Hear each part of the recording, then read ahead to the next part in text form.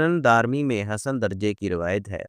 رسول اللہ صلی اللہ علیہ وسلم نے فرمایا، اس ذات کی قسم جس کے ہاتھ میں میری جان ہے، اگر موسیٰ علیہ السلام تمہارے پاس آ جائیں اور تم میری بجائے ان کی پیروی شروع کر دو تو تم یقیناً گمراہ ہو جاؤ گے۔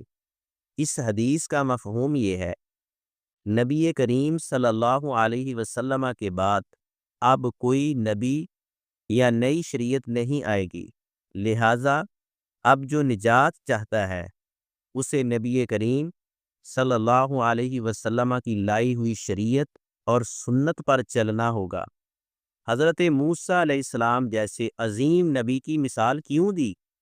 اس لیے کہ موسیٰ علیہ السلام صاحب شریعت نبی تھے، جن پر کتاب تورات نازل ہوئی۔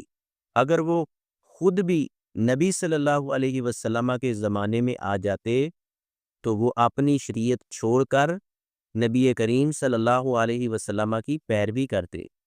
جب ایک نبی پر بھی نبی صلی اللہ علیہ وسلم کی پیروی واجب ہے تو ایک عام انسان، ایک امتی کا کیا حال ہوگا جو سنت کو چھوڑ دے؟ جب موسیٰ علیہ السلام کی پیروی کرنے والا گمراہ ہو سکتا ہے تو قرآن و سنت کو چھوڑ کر ایک امتی کے قول یا بات پر عمل کرنے والا کیسے ہدایت پر ہو سکتا ہے؟ حدیث اور سنت کو چھوڑنا گمراہی ہے، حدیث اور سنت پر چلنا نجات ہے۔